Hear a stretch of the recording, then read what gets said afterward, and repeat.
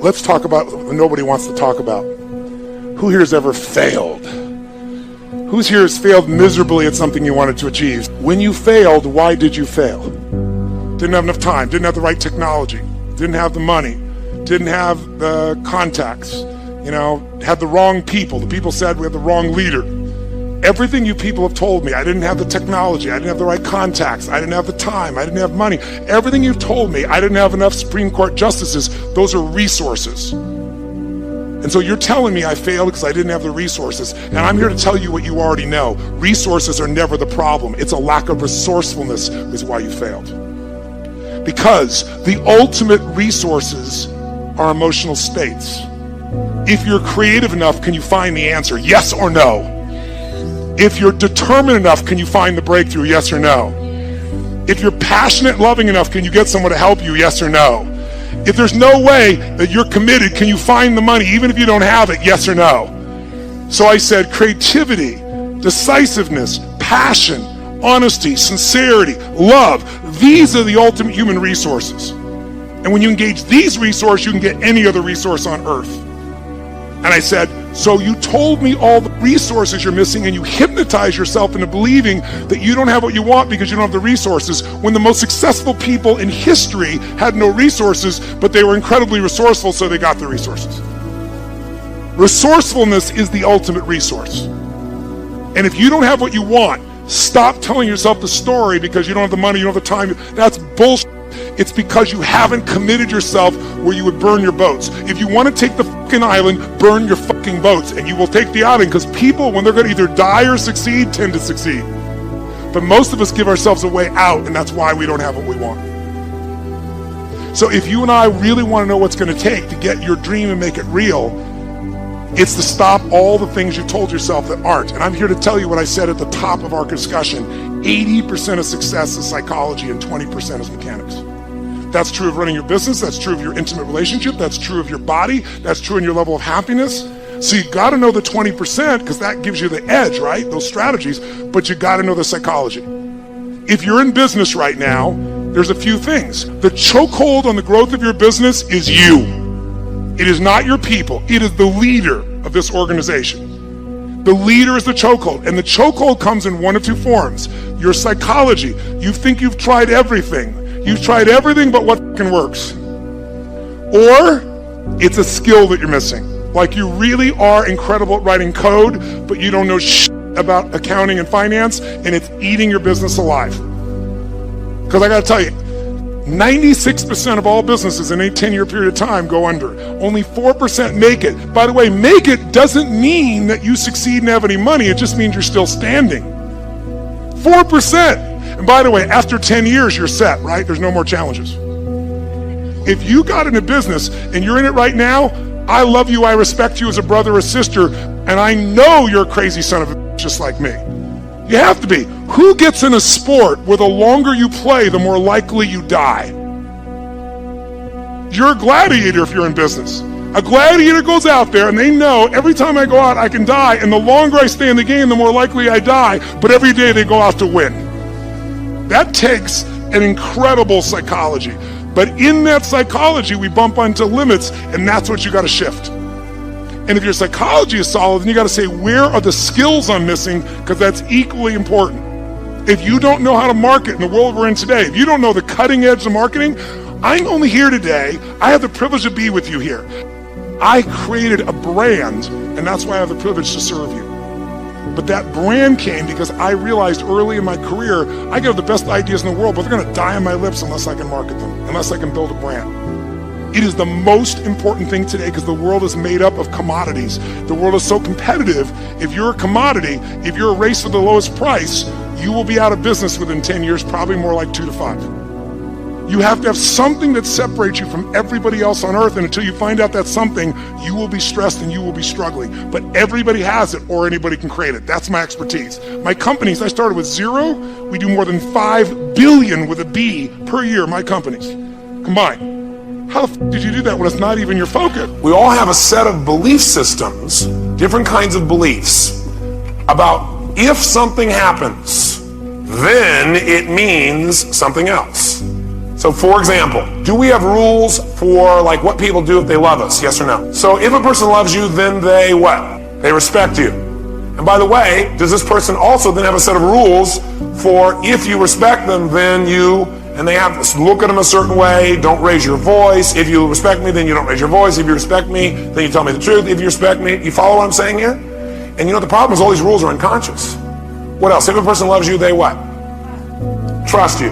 Good. If a person loves you, then they communicate. If a person loves you, then they compromise. Now some people's rules are, never in life do you compromise. To compromise is to give up your integrity.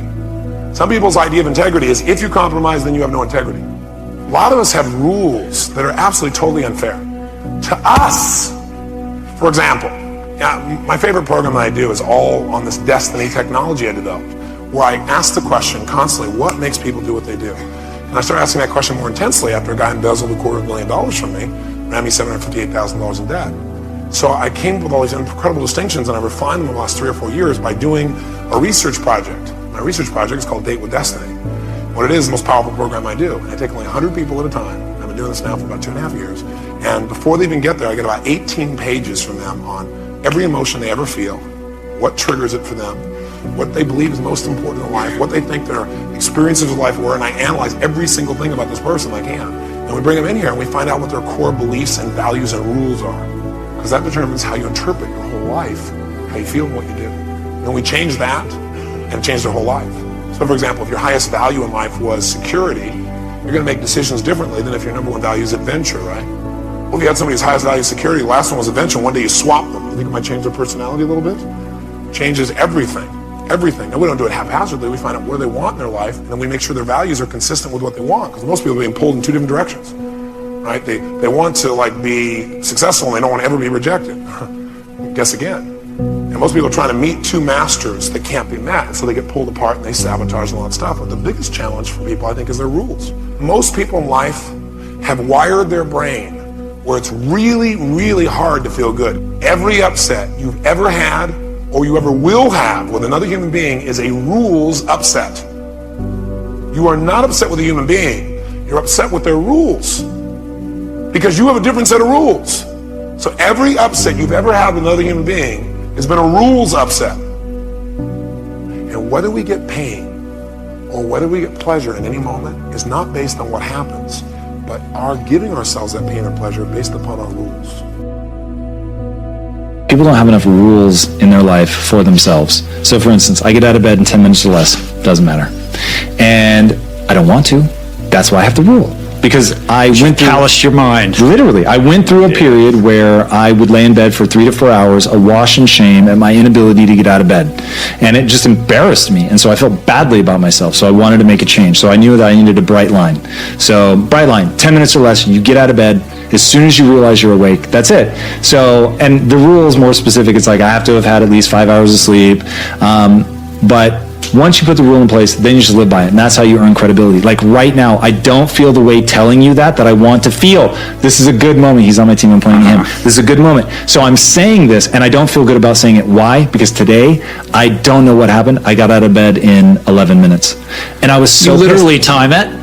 Oh, yeah. I mean, from waking up to actually physically getting out of the bed? Correct. My feet must be on the floor, and I must be standing up before it ticks over into the 11th minute. And today, I don't know what happened. I was aware of the time. I knew I needed to get up. And for whatever reason, one of the minutes just went faster than I thought. When I looked back, I was like, damn it.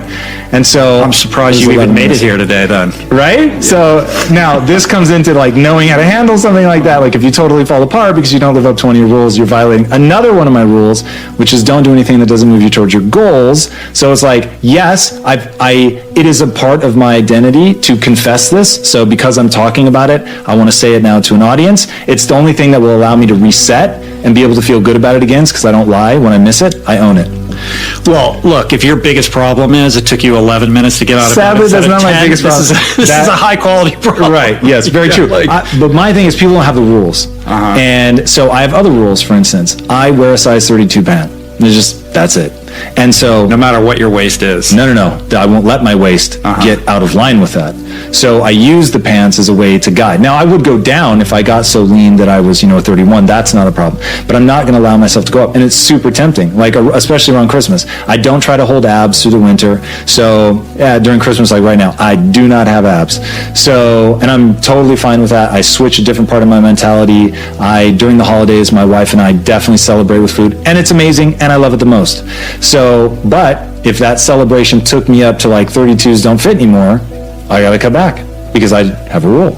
So it's like, that's how I keep myself in a lane. I keep myself from getting into trouble. I know the things that I accept from myself and what I don't accept from myself. And it's all like stated. It's very clear. Stop doing the things that you know are wrong that you could stop doing. Right? So it's a fairly limited attempt. First of all, we're not going to say that you know what the good is or what the truth is in any ultimate sense. But we will presume that there are things that you're doing that for one reason or another you know are not in your best interests. There's something about them that you just know you should stop. They're kind of self-evident to you. Other things you're going to be doubtful about. You're not going to know which way is up and which way is down. But there are things that you're doing that you know.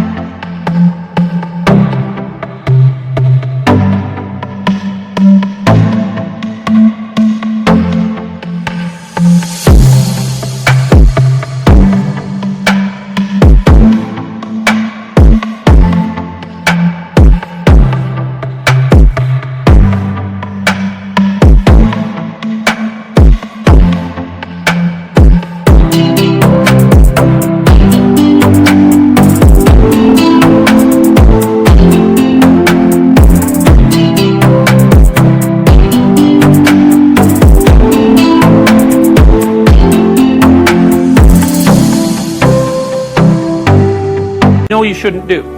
Now, some of those you won't stop doing for whatever reason. You don't have the discipline, or maybe there's a secondary payoff, or you don't believe it's necessary, or it's too much of a sacrifice, or you're angry or resentful or afraid. Who knows? So forget about those for now. But there's another subset that you could stop doing. It might be a little thing. Well, that's fine. Stop doing it and see what happens. And what will happen is your vision will clear a little bit. And then something else will pop up in your field of apprehension that you will also know you should stop doing and that you could stop doing because you strengthened yourself a bit by stopping doing the particular stupid thing that you were doing before. That just puts you together a little bit more. And you could do that repeatedly for an indefinite period of time. And that doesn't necessarily mean that you're going to ever be able to formulate a clear and final picture of what constitutes the truth and the good. But it does mean that you'll be able to continually move away from what's untruth and what's bad. And, that's not a bad start. This is a very crucial concept for me and for virtually all of us. It's this idea of taking your life in your own hands and being the kind of person that you choose to be, and understanding that everything that comes your way is an opportunity, is a blessing. And it wasn't until I learned how to celebrate virtually everything that came my way that I was able to transcend it. You see, everything that was given to us by God, whatever that is perfect. No one can deny the mountains are perfect and the rivers are perfect and the birds are perfect and the hippopotamuses are perfect and so on. This is just what was given to us. Everything else that you have on our planet, that we have on our planet, comes about as a result of thinking. Thought makes it so. All right? This microphone comes about as a result of thinking. Somebody imagines it. Somebody then tells somebody else about it, and it creates it. The dress that you're wearing, this shirt that I'm, the shoes that you have, the stage, these cameras.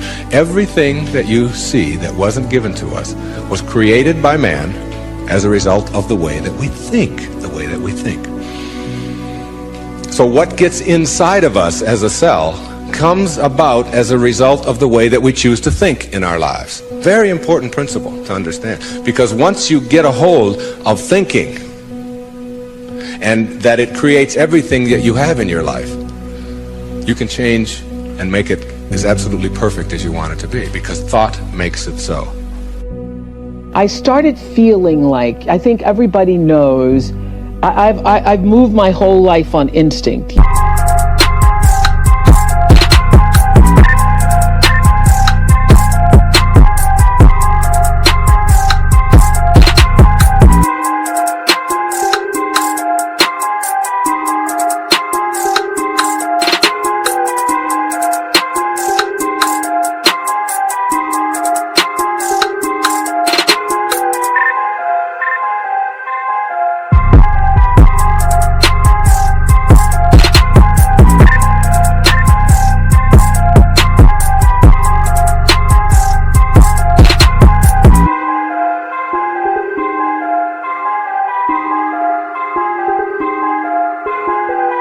You know, I feel like now it's time to let the show go. I feel like it's time to move on because I've grown as much as I can grow. When I've grown as much as I can grow in a space, that's my instinct to move.